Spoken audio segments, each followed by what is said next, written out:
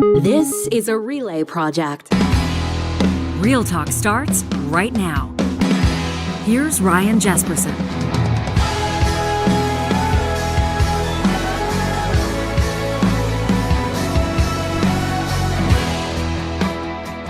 We spent a lot of time, for obvious reasons, talking about the energy transition. We know that it's going to happen. It's happened through history.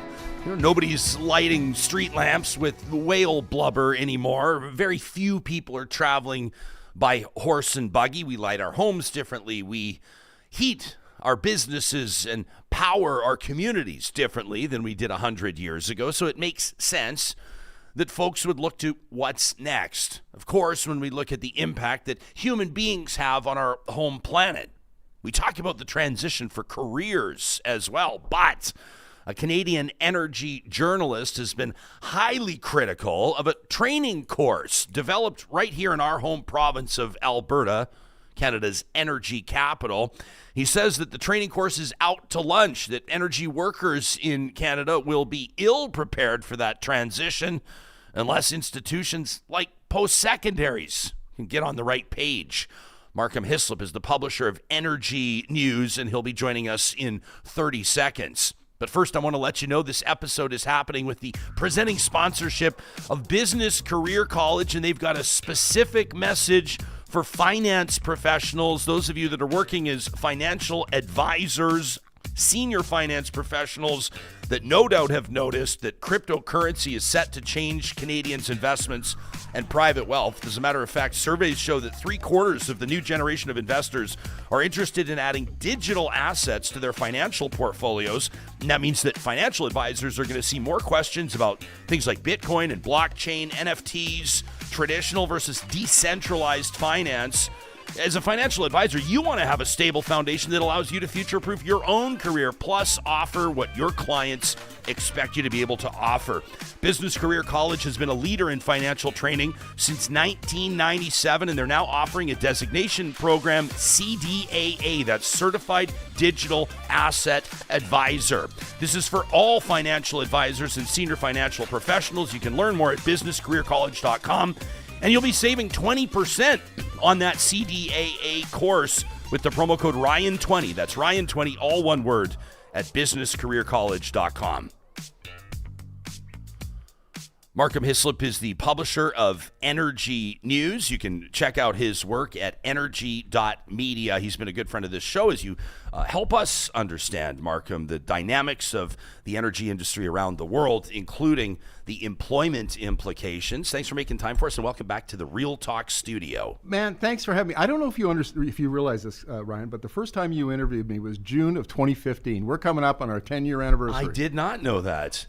So I would have been on terrestrial radio. I would have been just on the radio. I wasn't going to mention those guys. Yeah, no, we don't have to say their names, but no, we're not insecure about that. But I would have just come out of hosting a morning television show where we talked to chefs and comedians and ballet dancers and rock bands, and I was just getting my feet wet in serious coverage. So what did we talk about in June 2015? What would have been, aside from Rachel Notley's recent election win? That was it. Was that it? It would have been the precursor to the carbon tax, would it have been? My timeline is off on that. It's been a while, but as I recall, it was about what we might expect from a Rachel Notley government on energy policies. Right. So climate really wasn't a big issue at that point. Like she hadn't introduced the climate leadership plan at that point. And so we were kind of speculating on what it might look like. Okay, I'll cite the Toronto Star's reporting on this. Rachel Notley unveiled Alberta's climate strategy in our home city of Edmonton on Sunday, November 22nd of 2015. So you and I would have spoken, before 4 or 5 months before that. Wow, how times have changed. Carbon price now, I guess, obviously. Is this going to be an election issue? I feel like Jason Kenney presented the 2019 election as a referendum on the carbon tax, and in a way it probably was, but the carbon tax remains just now administered by the feds as opposed to the province. Do you think that the carbon tax, this whole axe the tax movement with Pierre Poilievre, is going to be one of the big election stories next fall? Back in late March, I had a conversation with a member of parliament in BC, and he was telling me that his day was full of axe the tax. That's all it was. Emails, phone calls. He actually had an axe thrown through the plate glass window of his constituency office. What? Crazy, right? Okay. So, and he said Parliament was paralyzed. Nobody was getting anything done because it was all axe the tax. And I suspect, even though axe the tax is kind of, it's quieted down over the summer, yes, I think it will be an election issue. And do I think Justin Trudeau and the Liberals will back away from carbon pricing? No. I think they're too invested in it. And frankly, there's a lot of really good theory around it. We have economists here in Alberta like Andrew Leach at the University of Alberta and Trevor Tome at the University of Calgary who have defended it very well. And so Poilievre will run against it. Trudeau, I think, will defend it. Yeah, you wonder. So you, and people can check it out again, energy.media. That's energy with an I. You publish a column by Christopher Benasia, originally published in the Energy Mix. And he talks about the carbon price rollback emerging as a key voting issue, citing polling from Abacus data that finds 37% of respondents, more than 1 in 3, would definitely back a party that wanted to eliminate the federal carbon price. Now, if you ask the average person on the street, or if you asked 10 or 100 people on the street, would you rather pay more or less tax? You would easily get at least 4 out of 10 that would say I would prefer to pay less tax. But then if you talk to people and said, would you like to roll back or pull the rug out from programs that are endeavoring to get Canada on a sustainable energy path, that are endeavoring to cut emissions or to send a message to international investors, then that number might change, right? The conversation about axe the tax can't just be about would you rather have more or less money in your pocket after pumping your car full of gas. Well, there's a different way. Let me give you a different perspective on this, because back in 2021, I interviewed an economist from Stanford named Danny Cullenward.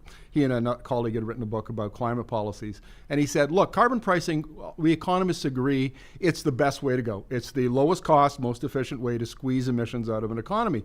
He said, but they're so politically unpopular that that might cause enough problem. It cause more problems than it solves.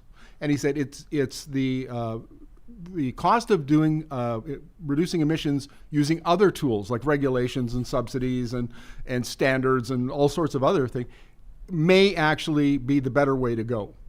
Or maybe less emphasis on carbon pricing and more of these other kinds of policy tools. So it's not, from my point of view, that's a legitimate argument. These are, and there are others like Professor Mark Jackert from SFU makes the same argument here in Canada.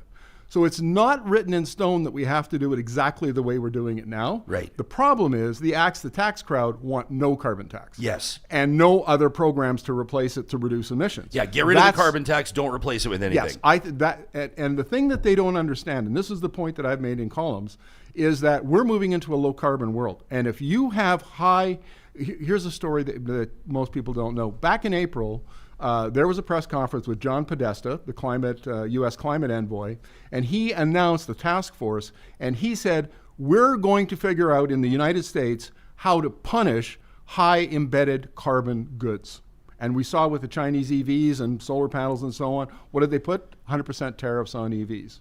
So if anybody who is exporting into the United States has high embedded carbon, high emissions intensity, like Alberta oil, for example, in the very near future, the Americans are going to start punishing that. And so high embedded carbon now becomes a competitive disadvantage. And so it's in our economic advantage, if we want to be competitive, to reduce those emissions. Markham Hislop, our guest, Gabe, in the live chat on YouTube, says people will be shocked by the blinding speed with which Pierre will axe the tax. The blinding speed. Darren says, I think axing the consumer portion of the tax would be a winner. We should clarify, right? Like, we'll do that in just a second, but there's the consumer tax, there's the industrial tax, obviously. Darren goes on to say, even though for a lot of people it would be less money in their pockets, the marketing against the tax has been too strong. Can I bring up what you discovered just the other day on? What did I discover? Don't you remember? You went, "What's this?" It was a Revenue Canada. Yeah. A little deposit into the bank account for you. Yeah, I got people say you don't get a rebate. I'll just tell you, I got hundreds of dollars back this year from my carbon you filed rebate. Your taxes. And I did things properly, and it took a while, and it was I'll say it was a few months late. It was in June, but it was substantial. substantial. It was substantial, and it was the first time I was like, wow, Yeah. this could help. If me and my wife were dinks, double income, no kids, but if we had a family, the amount of money I got back would have paid for groceries for a few months. For sure. Yeah. I've never really, to be honest, I've never really like wrapped my mind around there's the argument for the carbon tax, and it's a compelling one, and you've invoked the names of these economists that have been on this show as well, Trevor Tombe and others, obviously Andrew Leach, and they talk about how Max Fawcett has made this argument too, that for a lot of families they're going to be receiving more as a rebate than they pay into the carbon tax, and so it should be a win for everybody, and that's really just never made any sense to me. Just as a lay person, as somebody that my eyes glaze over when I see spreadsheets. I've never been a money guy. I'm not a dollars and cents guy. I struggled through math class, but I can know at its core that just doesn't sound sort of feasible. It doesn't seem like it works. It just whatever. However, the experts have said that it's an incredibly, and we're seeing that reflected. I think it was Jordan that said that in our chat as well. Jordan says studies show that a price on carbon is very effective, period. And that seems to be what the expert voices are. Me as a layperson, it's never really made sense to me, to be honest. Well, let's take another different look at this. Okay, so I downloaded the Canadian greenhouse gas emissions data for 2022, the latest, the spreadsheet. Speaking of spreadsheets, yeah. Well, thank you for doing that for us. So I looked over I looked over the data for BC and Alberta. In BC, 3/4 of all greenhouse gas emissions come from industry and big business, and big like commercial business. In Alberta, it's 80%. And oil and gas is the biggest one by far. And so here's an argument in favor for, I hate to make an argument for axe the tax, but if you were going to do this, why not tax the bigger emitters more and the consumers less if it's a political issue? And you have to give some ground here. Now, the economists will come back and say, yeah, but you don't want to make our businesses uncompetitive. I was going to say. Yes. But see, now you're getting it. Now we're getting a flavor of the complexity of this. You can't not reduce emissions. You don't like the politics of the best way to do it are really sticky, and you've got a party that favors it. You could shift it over to industry, but then that has economic implications. There's no easy solution here. There's no way to just say, no, we're not going to do anything and we'll just see how it goes. We have to have that conversation where we have to make hard choices and we have to stick with them. And it doesn't have to be the status quo, but it can't be nothing. So if indeed, Pierre Poilievre does, let's say, first of all, he's got to win an election. Okay, number one, he's got to win an election. Let's say that he does, and it looks like he probably will and certainly could. And then he decides that this is going to be one of his first orders of business. It could not. I mean, we've seen a lot of politicians kick a lot of balls down the field, right? Like Danielle Smith with her promised income tax cuts, right? Like she talked about that, and that's something that this government said we can't do it right now, but we intend to keep the promise, just not right now. Politicians of all stripes do it all the time. But let's say that he does make a move to do it. The implications of replacing it with nothing. I mean, I know it would be easy to say, well, that's just not an option. But let's say he did. Let's say he shook everybody to their core and said, we're axing the tax like I promised, and we're not replacing it with anything. The immediate implications would be what? Are we talking about Canada bleeding capital, losing international investment? Like, what are the implications, aside from climate? Now, to be honest, I haven't interviewed any economist about this. I'm not an economist, and so as a journalist, what I know is I get from who I interview, right? And I haven't interviewed anybody about what this might be. But based on other interviews that I've done, I think the immediate short-term implications would probably not be that severe. It would be the medium to long-term implications that would be really troubling and could get us into could be a problem. Yeah, I don't know. I mean, I can see him it would be a huge move, like significant politically. It would be a huge move. But I just think, I mean, you talk about sort of policies that have been put into place. It would be like a politician getting rid of the GST, something like that, where you take a look at how popular it would play politically, but then you take a look at what it would do to government revenue and bottom line in the books, and you go, well, there would obviously be ripple effects, massive ripple effects. I'd be curious to see. One final point is the CPC ran on this in the last election. Aaron O'Toole, this was in their policy playbook, to eliminate the consumer tax and bump up the industrial emitters tax. which in Alberta we call tier. And so this is not new, by the way. He's just basically continuing what O'Toole said in the last one. He's just been smarter. Pierre Poilievre has with slogans. Slogans will win the day. Doug Ford knows it. Pierre Poilievre knows it. Others know it. Hey, dear. this I led with this today because I wanted to talk to you about a scathing indictment of a course being offered at the University of Alberta. We'll get to your column on it in just a bit, but this is a course for the 21st century energy transition. The climate crisis, says the course rundown, and the transition to energy sources with fewer negative effects on the environment will be one of the defining global challenges of our time. So the U of A is rolling out a short 6-module course.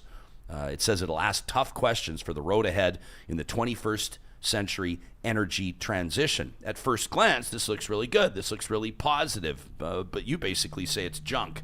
What problem do you have with it? Okay, I want to make it, I got a lot of flack from oil and gas establishment types because I said some things that I called it awful. I called into question the expertise of the moderator, Professor Brad Hayes, who is a geoscientist, oil and gas geoscientist. He's not, I've interviewed hundreds of energy transition experts all over the world, and he ain't it. There's nothing in his resume or background, unless I've missed something, that suggests he's an expert on an energy transition expert. So, but that's not, there's also an argument in my column, and the critics are conveniently ignoring this. So let me just give you the Coles notes, if you will. So they say that there's two narratives, or energy transition narratives. The first one, reality one, what I call oil and gas forever, will be familiar to everybody in Alberta. It's going to be slow. There's not going to be any decline in demand for oil and gas. In fact, it'll probably increase up to 2050. Any additional like wind, solar, batteries, all of that will be in addition to because there's population's going to grow and the economy is going to grow.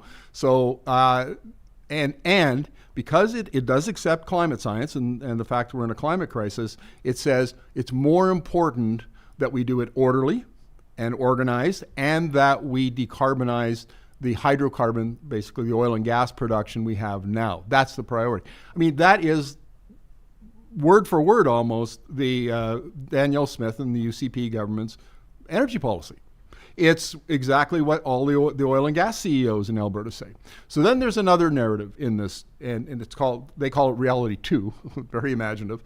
I call it the world is on fire, which is the climate crisis. It's Zipporah Berman, it's Greenpeace, which say that it's such a crisis we have to phase out oil and gas immediately, or a very short period of time, 5 years, 10 years, whatever. I think one of the quotes was leave the rest of the oil in the ground. Exactly. And so this course doesn't give it that much attention to that narrative and kind of poo-poos it. It's like, well, come on, that's unrealistic. And there's a big bias in favor of oil and gas status quo in the course. What really chafed me, frankly, Ryan, is because energy transition's my beat and has been for 15 years. I did my graduate work 40 years ago on the last energy transition. I know this stuff. There's a third narrative. And this is the one that everybody talks about in the US, it talks about in Europe, it talks about in Asia. And that is the future is electric. Every energy transition we've had, you mentioned whale blubber, and the street lights. Sure. Every one we've had before has been a commodity.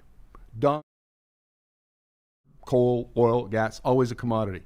This one is a technology. This is a technology-led energy transition. What that means is the technology that you use to create your electricity or hydrogen, whatever it happens to be, is made in a factory.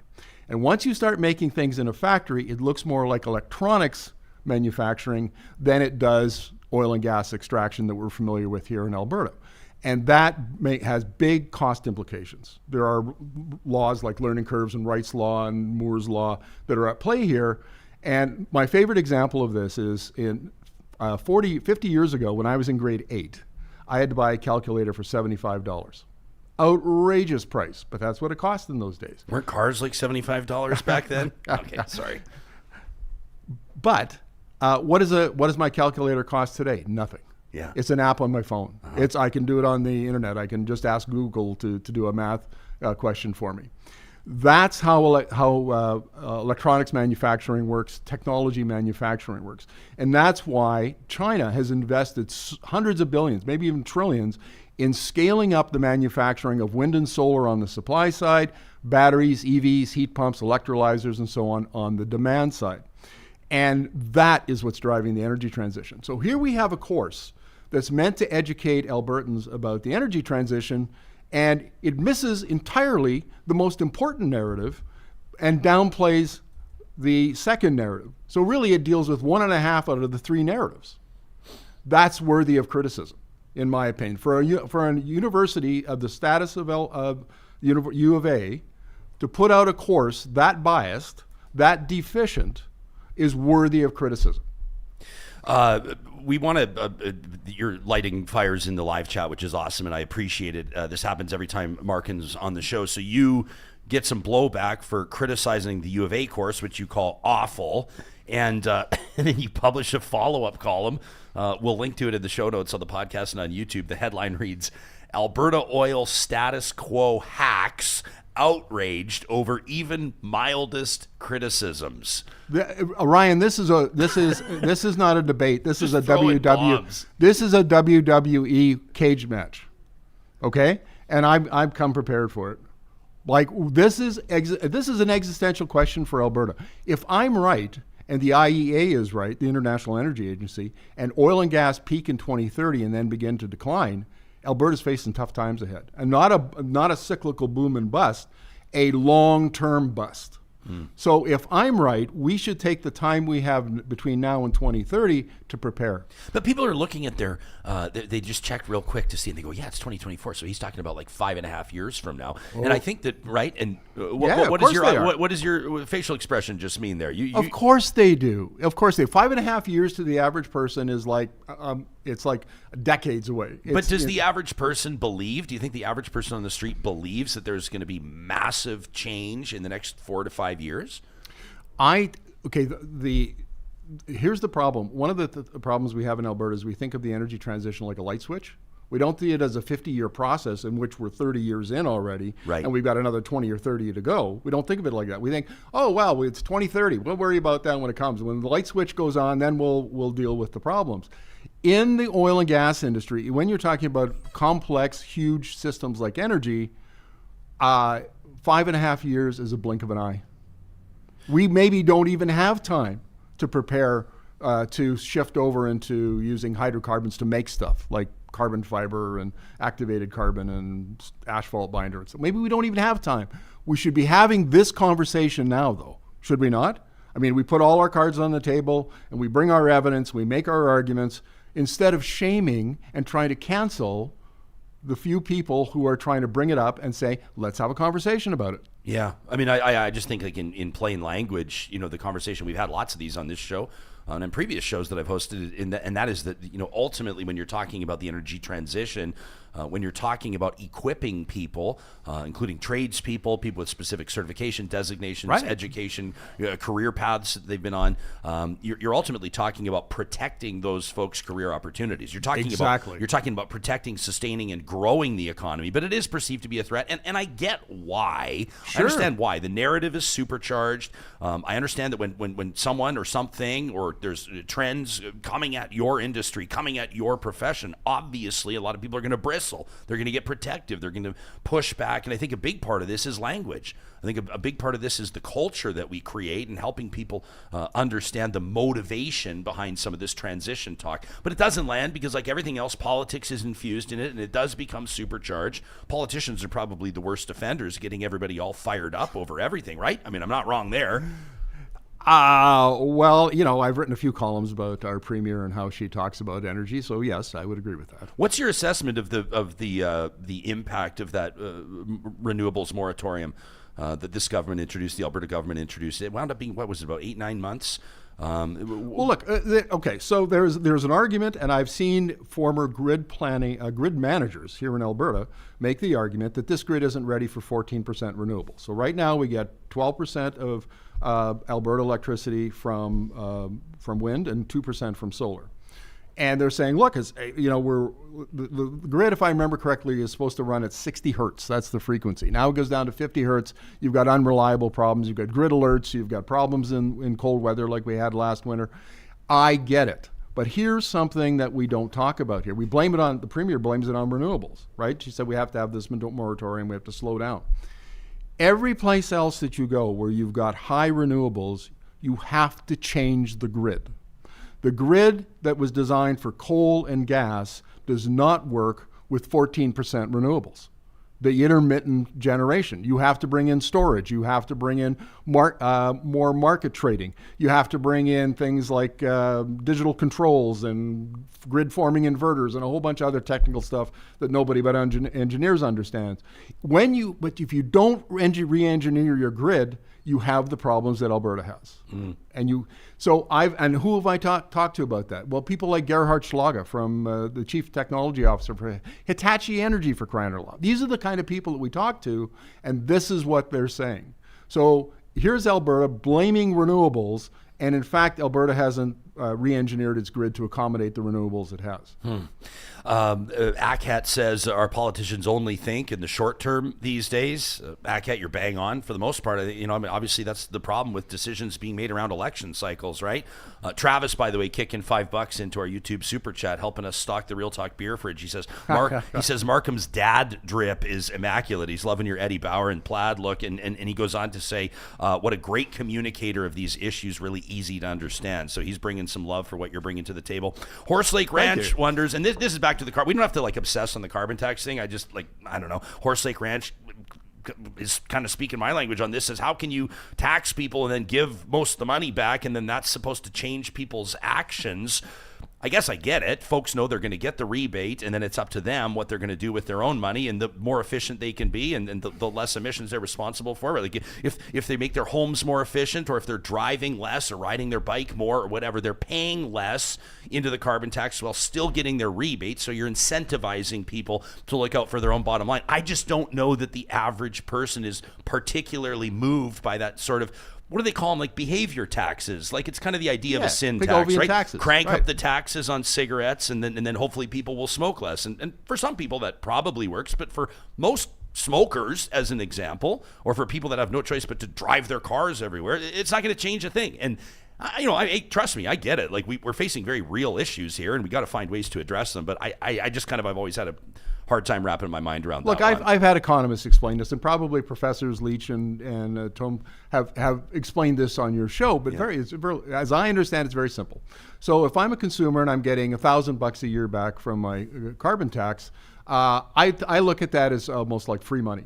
And then I go, okay, but hang on a second. What can I do to maximize that $1,000? Can I buy an EV? Can I ride my bike more? Can I turn down my thermostat or put in a heat pump? You try to maximize the value of that $1,000 the government is giving you every year, and that's why the carbon tax works. Now that's there are economists at home rolling their eyes at my explanation, but that's the kind of the basic. But the average person looks at that and goes, that's counterintuitive. That makes no sense to me. Yeah. And so if you can't explain it to the consumers who are paying the carbon tax, that's where the problem comes in. Hey, hard swerve from carbon taxes and things like that. Just the sin tax reminded me of this.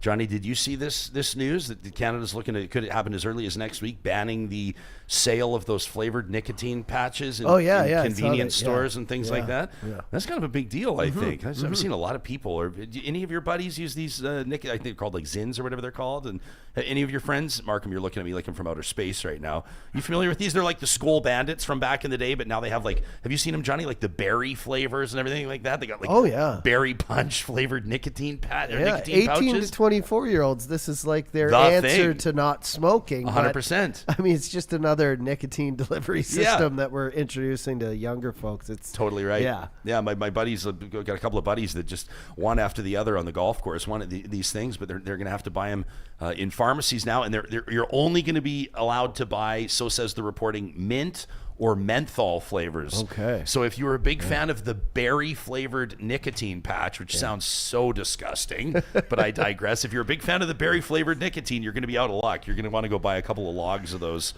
before they get rid of them. We're hanging out with Markham Hislop.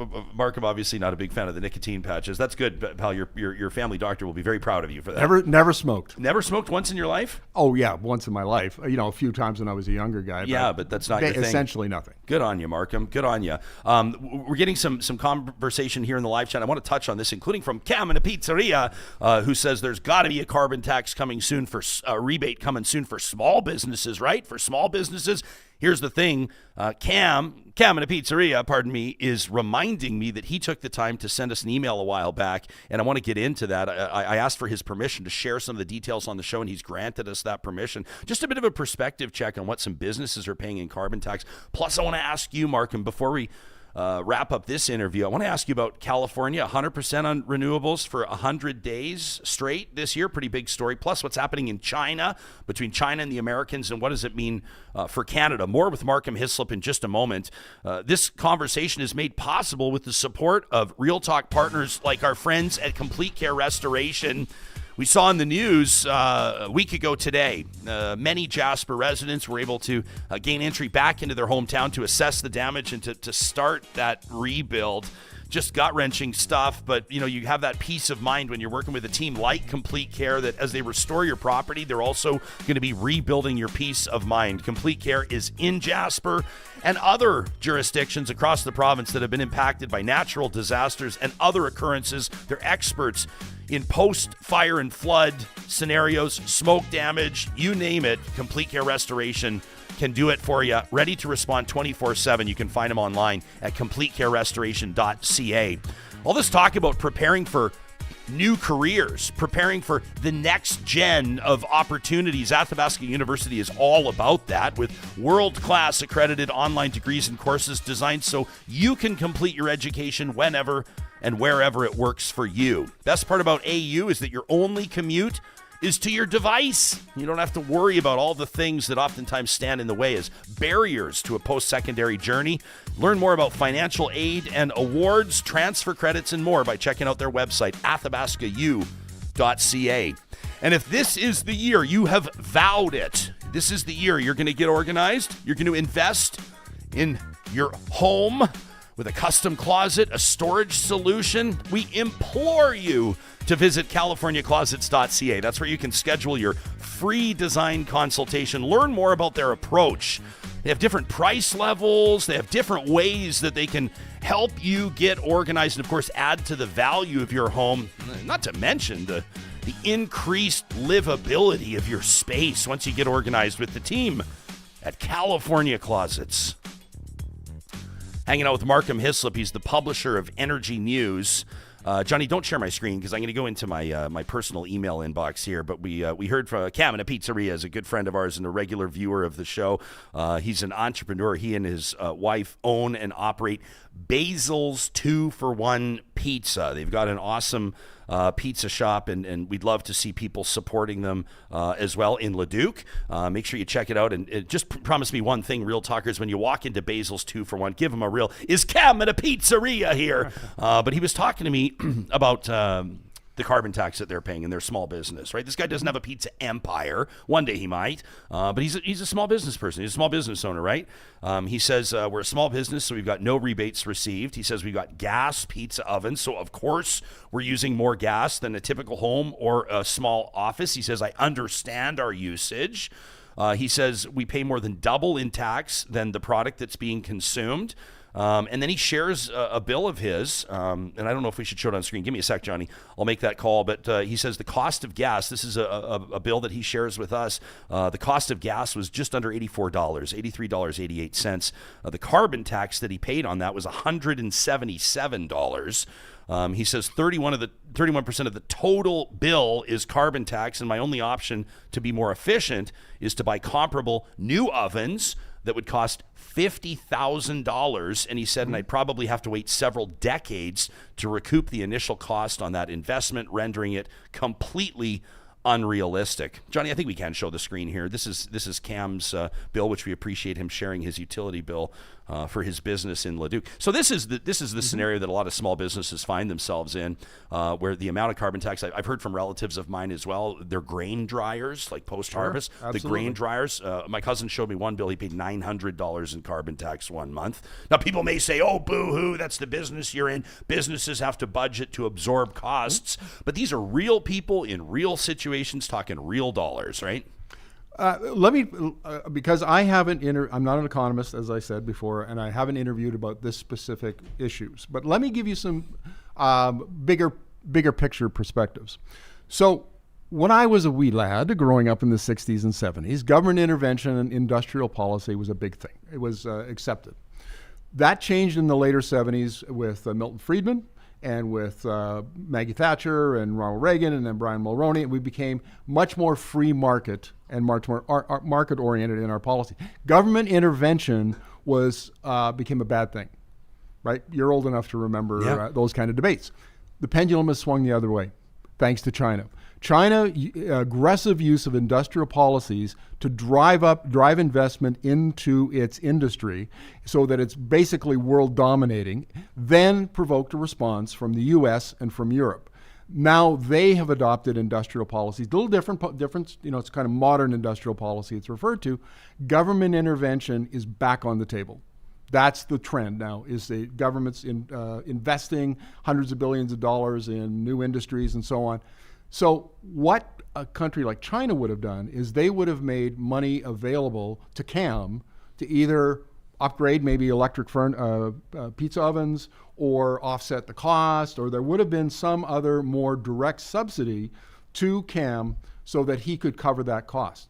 In Canada, as a rule, we have not caught up with the US, the EU, and Asia. And in Alberta, we're even worse. We're still stuck in that 1980 to pre-COVID mindset of government shouldn't do anything, government shouldn't spend any money, government shouldn't help people adjust to these kinds of realities.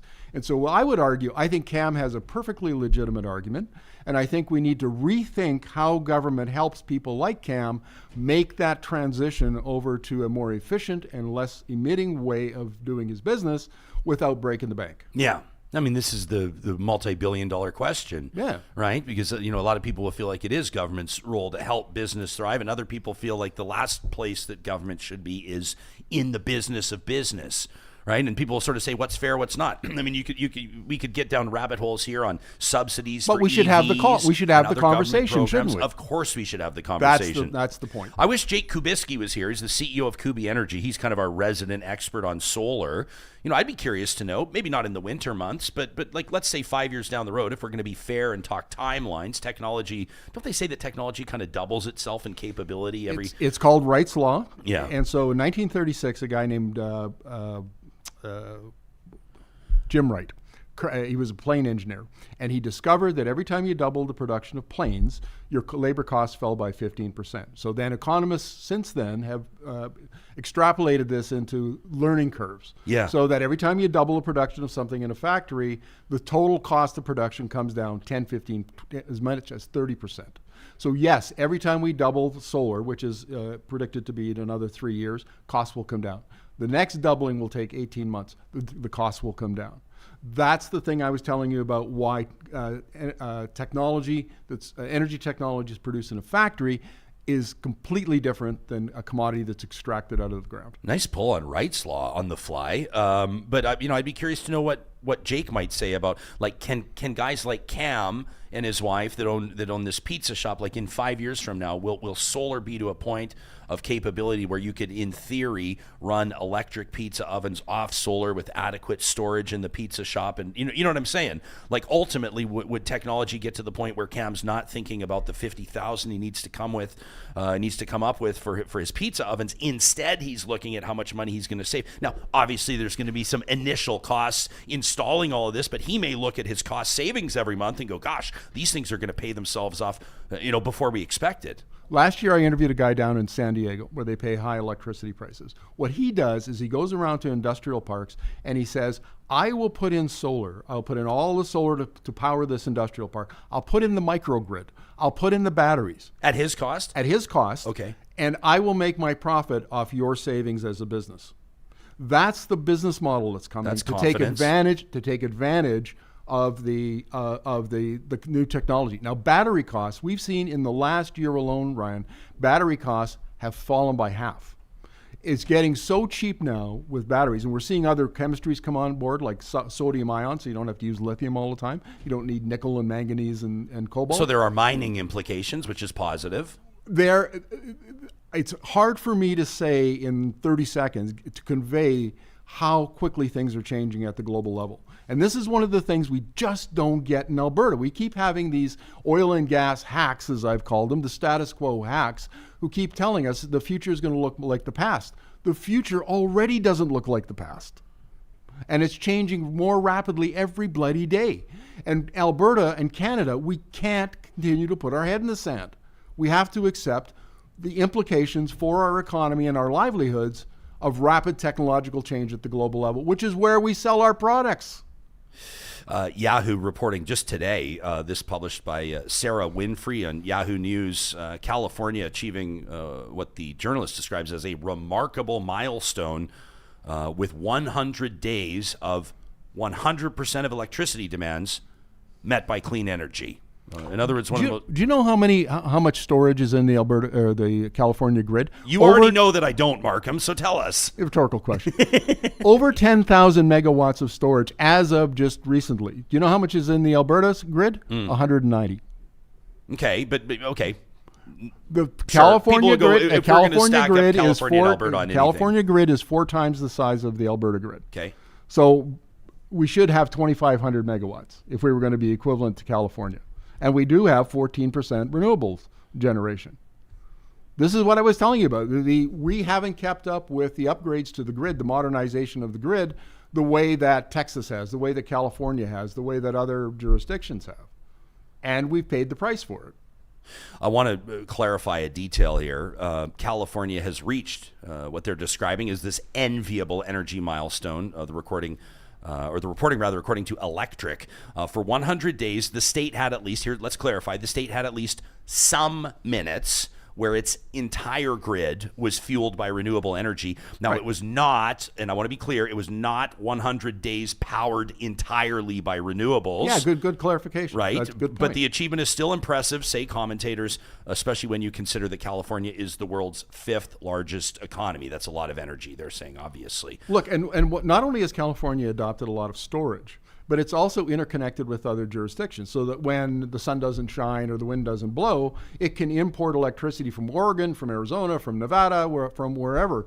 The Americans have this big interconnected grids so that they can trade electricity around, and so when you have a shortage, you can get some from your neighbor. In Canada, we don't do that. Like in Alberta, we've got interties with who? BC, we throttled it back to 300 megawatts. Montana, we're already being sued by Berkshire Hathaway for throttling that one back. And Saskatchewan is only 250 megawatts.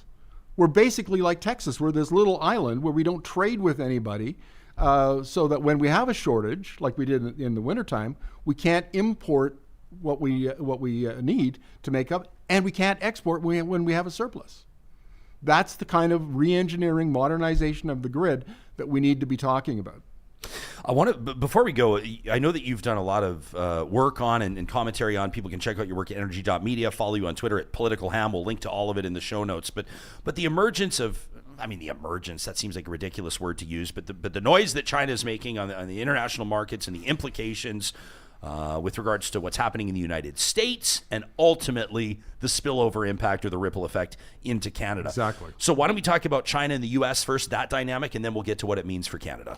I would, anybody who wants to dive into this in any kind of detail needs to go look at the speeches that have been given over the last 2 years by important American politicians.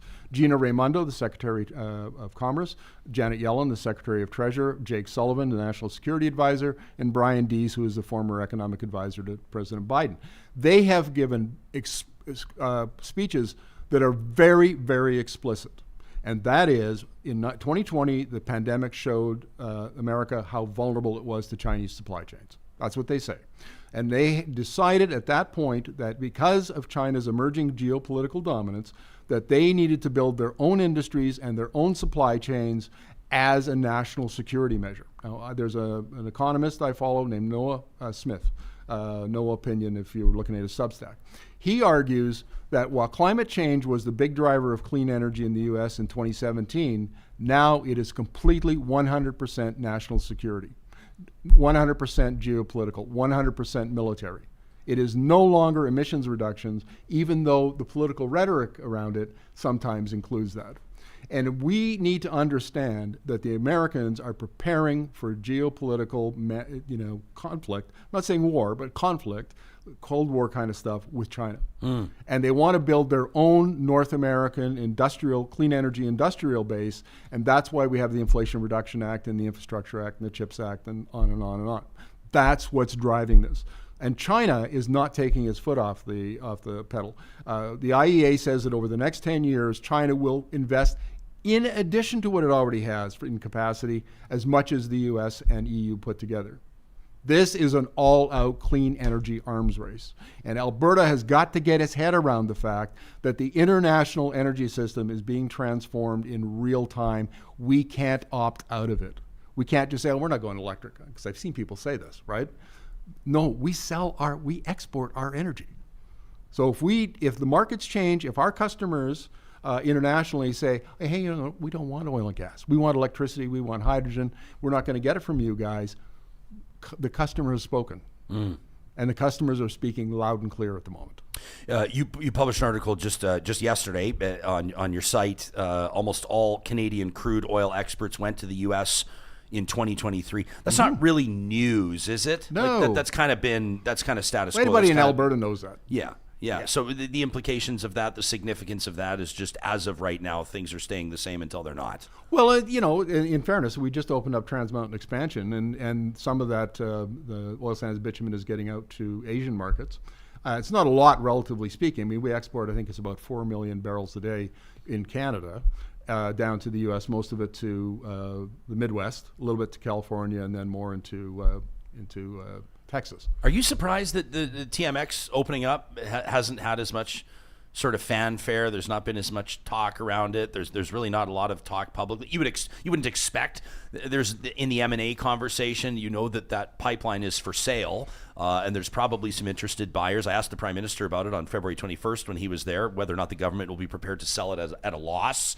I know that they're endeavoring to have at least some of that pipeline owned by Indigenous communities, and certainly I think some interested buyers there. We requested an interview with the CEO of Trans Mountain. They declined it, which I thought was interesting. I thought they'd be keen to get in front of the microphones and talk about it. But for as much talk as there was about the expansion itself and building it and funding it and the feds purchasing it, the fact now that it at least doubled, and I think in some circumstances could triple capacity.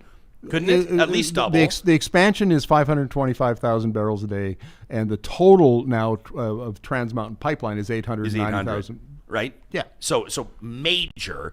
But nobody's really talking about it. Are you surprised? Well, there's a couple of things that have to be resolved. I mean, the critics are saying, look, yes, you can get 525,000 barrels a day to Burnaby to the terminal. Can you ship 525,000? Because there are draftage issues, the depth of the harbor, and it's not clear that a ship can go take a full load out yet.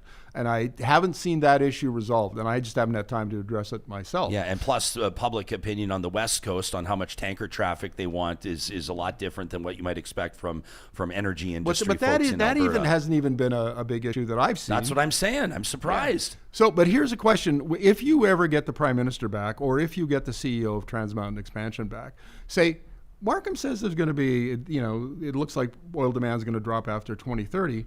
Does that mean the TMX might be a stranded asset? Huh. Well, what do you think? Do you think there are any investors in a $35 billion pipeline that aren't looking ahead 20, 30 years and going, if I buy this thing, is it going to be a stranded asset?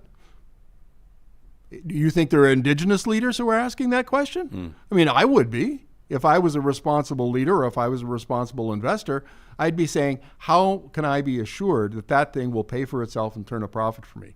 You think this rail strike will have an implication on the energy industry at all? I mean, how much we're not shipping a lot of bitumen by rail. Yeah, are we? 150, 200 million, negligible 1,000 barrels a day. Yeah, it's not much. Okay. Ken, by the way, kicking in on our super chat as well. Ken has just been there often. We sure appreciate you, Ken. He says, I regularly enjoy Markham's video podcasts and his great industry guests. He says, as with most things, I agree with some and disagree with some, but I learn from all of it. That from Ken. That's got to put a little wind in your sails, eh? I'm gonna puff my chest out a little bit. Thanks, Ken. What's the best place? I see that you have a post here, a conversation with economist Kent Fellows that you link to. People can subscribe to Energy Media on YouTube as well, which is by the way, we have over 6,000 subscribers on YouTube. I just saw that, buddy. Which is more than the Alberta Energy War Room ever came close to, and at a lot lower price, I might add. Yeah, the Energy War Room. That thing kind of just quietly. Kind of quietly. How many of Kenny's things just blew up? Remember that public inquiry? Vivian Krause's stuff about the foreign funded activists. That was a dud of epic proportions. The Alberta Energy War Room was a dud of epic proportions. But it was never intended, like the Energy War Room or the Canadian Energy Centre, as they called it, was never intended, I don't think, to actually be that effective. It was just fanfare. It was the announcement, right? But it was the political capital of announcing it. How many major failures can you have? He lost $1.5 billion on the Keystone XL pipeline. He lost $2.5 billion undoing Rachel Notley's oil by rail contracts. I mean, put all of those energy policies on the table, and they're disasters by anybody. I've been very critical of Jason Kenney from before he was premier, and all of those criticisms have been borne out. And don't get me started on Danielle Smith. Well, I mean, you're free to talk about it. I mean, here's my thing. I always just want this show to have legit criticism. I'm happy to have politicians, analyzed and criticized on the show. I just don't want it to be, people that sort of the outrage machine is always turned up to 10. Precisely. And everything that somebody does is a total disaster, regardless of what, because you hate the person, not the policy. And I'd rather just say, if you want to take, Danielle Smith, I think that renewables moratorium was like a bonehead move. That's what I called it right from the gates. But I want to be able to support my position and explain why. So I'm happy to evaluate. It's a lot easier to evaluate track records looking back than looking forward. And right, unless of course you called it in the first place, and then it turned out to be true. Which is a good feeling, isn't it? Not really. It's a mixed feeling because when you say something bad is going to happen, then it turns out that it happens. It's not great for the province. You don't want to be cheering against your home jurisdiction. Exactly right. Yeah. You want to stick around and have a front row seat for the flamethrower? You want to just stay right here? And I've got nowhere else to go but right here. It's an all Charles Adler edition of the flamethrower. Oh, I love Charles. Let's do that. Markham, we love hanging out with you, man. Thanks for making time for us in studio. But before we go, it's not a secret what you're doing this afternoon, is it? You're getting together with an interesting group of people to talk about interesting things. I hope I'm not blowing your cover. No, but we've been kind of low key about this, but about 6 to 8 months ago, and I'll tell you why we created it, Ryan. I've been doing energy transition presentations in the business community, in the industry for a long time. Every time I would explain what's coming down the pipe for Alberta, people would get up to the microphone and say, well, that's great, but what do I do? And as a journalist, I would say, well, I don't know. I don't know what you should do. It's my job to tell you. Finally, I got tired of having that conversation, and we created a very loose-knit group of energy professionals, engineers, geoscientists, economists, and so on. We call the Energy Circle. And we get together and we discuss issues and talk about how things need to change and what they can do to change them. We're having a get-together this afternoon. So it's kind of a private group, but you'll be hearing more from us in the coming months, and it'll be more public. All right, good stuff. We appreciate it. We look forward to more on that. In the meantime, I encourage you to follow Markham on Twitter, to subscribe to his YouTube channel, and to check out the good work that he and the journalists that he supports are doing. Thoughtful journalism about energy's future. That's Energy Media, energy with an I. The Flamethrower coming up in just a second, presented by the DQs of Northwest Edmonton and Sherwood Park. First, our friends at Friesen Brothers have an announcement that we're proud to pass along to you, and I love that they've done this. They're making it even easier to get your family the great food, locally grown at the lowest possible price. Friesen Brothers is launching its new app for online orders. You can now conveniently order Friesen Brothers party trays from the app, as an example, and pick them up from the Edmonton, Rabbit Hill, or Glenora locations, also in Stony Plain and Fort Saskatchewan. Shout out to you guys. And there's more to come soon. You can easily install the app and learn more by visiting their website. That's friesen.com. And all this talk about solar, of course, you know how proud we are to partner with Western Canada's busiest solar installer. That's the team at Kubi Renewable Energy. Check out the projects they're working on. Like, I can honestly say, whether you're talking to us from, you're listening to this show from downtown urban center or way out in the middle of nowhere, off the grid, Kubi does work all across Western Canada. It could be that family cottage that you're looking to power up, or you could be trying to get an office tower a little bit more efficient. I mean, heck, they did that big, beautiful install on the Edmonton Convention Center. They've got the most experienced team in the business, and they're hiring too. You can check out that careers link at kubienergy.ca.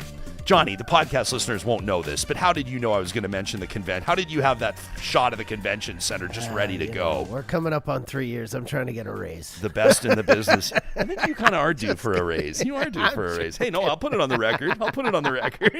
We love you and appreciate you. Oh, and I just want to let you know that you're also in the crosshairs on this edition of Oh, the Flame. great. But it's all in good fun. It seems like this is like the third one in a row now. I should be quieter back here. No, it's nothing you can control, and it's based on nothing you said. Just a lot of people really pissed off that Charles Adler is going to be hitting the carpet in the red chamber. Markham's eyes just lit up. Charles Adler named to the Canadian Senate by the Prime Minister. Of course, there will be implications, unfortunately, on Charles's appearances here on Real Talk, but it's no surprise that he's in the spotlight in this week's traditional sound off. That's right. This is something we do to wrap up every single week, courtesy of our friends at the Dairy Queens in Northwest Edmonton and Sherwood Park. We want to hear your hot takes. These are all real emails to talk@ryanjesperson.com. It's the Flamethrower, presented by the DQs of Northwest Edmonton and Sherwood Park. And Garth says, the season of skin shedding is upon us. Just when we thought that Charles Adler was this is so mean. These are all so mean. With apologies to Chuck. So mean. Just when we thought that Charles Adler was merely slithering out of his old skin to cozy up to the CBC's government-funded cash pot, it turns out Uncle Chuck has even grander ambitions. He's gone straight to the source. But hey, I'm not just here to take a dump on dear Uncle Chuck, says Garth. This is the guy who peddled George W. Bush's lies about the Iraq War and called Justin Trudeau an idiot. I bet Adler would tell you J.D. Vance is a hypocrite, but as we've seen time and time again, wolves love to don sheep's clothing. As the Liberal government stumbles toward inevitable defeat, they're padding the Senate with sellouts to block Conservative motions. But the thing about sellouts, they can always be bought again. Chuck was either going to be the rat on the sinking Liberal ship or hitch a ride with the NDP. I guess there's hope for Alex Jones to join the Democrats. Woo! And here it is. Garth wonders, and Jespo, I wonder who's next on Supriya's candy list. Johnny? Trudeau's campaign DJ? Remember, you heard it here first. That's from Garth. How about this one from Tobias, who says, Jespo, the only reason that Charles Adler got onto the Senate is by all that brown-nosing and dick-riding he's been doing over the years. One of his favorite things to do is flip-flop. On numerous occasions, old ass, this guy ain't a conservative, he's a liberal in denial. That's from Tobias. And this one from Clay, this one's particularly flaming. Ryan's shock jock hero has finally landed one of the highest offices in the land, but Jespo is still unable to ask him real questions. Bullshit. If Real Talk cared about real talk, he would ask the racist bootlicker about his past comments, and not just his past comments about the Senate. Charles once impressed many of us with his courageous stand against Jason Kenney's homophobia, and many of us believed and hoped that he was really tearing down his old harmful view of the world. But since then, he's proven again and again that he's not willing to truly inspect his personal bias. He'd rather sling mud about the so-called radical left while pretending to care about progressive values. While he spits toward real progressives on one side of his mouth, he does everything he can to prop up the colonial status quo of Canada out the other side. You said it yourself, Ryan. Some of Adler's first Senate priorities are rule of law, property rights, and free enterprise, not exactly progressive values. Adler claims 90% of Canadians agree with him on those issues. I would expect you, Ryan, to ask him to support such a wild claim. How? That's ridiculous. Anyway, he says Adler's past comments have been so harmful that the Assembly of Manitoba Chiefs have asked the Prime Minister to rescind Adler's Senate appointment. Adler called Indigenous people uncivilized boneheads, criticizing First Nations leadership and communities with grossly offensive language. Why didn't you ask him about those comments, Ryan? In light of such offensive comments, the request of the Chiefs, how do you feel about being an unabashed cheerleader for a proven racist? Clay says, I believe people can grow and change, but Chuck has proven himself unwilling. You ought to give your head a shake and ask if you're supporting an old friend or if you're supporting the best candidate for the job. Your personal relationship with Charles and Danielle Smith has completely neutered your ability to hold them to account. If I'm not mistaken, says Clay, that's the job of a journalist. You've constructed yourself an echo chamber and parked your throne at the top of it. And it's time to take a step back and ask yourself if you're holding power to account or if you're just a cheerleader for your buddies who don't dare question the broken country we find ourselves in. Clay says, have a great day, and don't forget to pivot and go to an ad break for Pathways Alliance after this. It wouldn't be Real Talk without a bit of greenwashing mixed in. That from Clay. I could respond, but I'll just let it sit there and percolate because you know what? Real Talk is real talk. We don't vet these. We don't censor the feedback. We want you to have your say right here on the Flamethrower. That's the point. Presented every week by the DQs in Palisades, Namao, Newcastle, Westmount, and Baseline Road. Have an amazing weekend, everybody. We'll be back at it live on Tuesday. Look for your email inbox update. For more, subscribe to the Real Talk email by scrolling to the bottom of our homepage at ryanjesperson.com. Talk soon.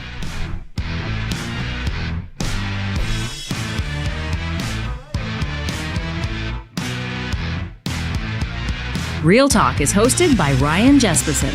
Executive producer Josh Dunford. Technical producer John Hicks. General Manager Katie Cook-Chivers. Account Coordinator Lawrence Derlego. Human Resources Lena Shepard. Website Design Mike Johnston. Voiceover by me, Carrie Skelton. Real Talk's editorial board is Supriya Dwivedi, Ahmed Ali, Brandy Morin, Ann Castleman, Corey Hogan, Harmon Candola, Catherine O'Neill, and Chris Henderson. Member Emerita, Julie Rohr. Real Talk is recorded in Edmonton, Alberta on Treaty 6 territory, the traditional and ancestral territory of the Cree, Dene, Blackfoot, Saulteaux, and Nakota Sioux, home to the Métis settlements and the Métis Nation of Alberta. Real Talk is a relay project. For more, check out ryanjesperson.com.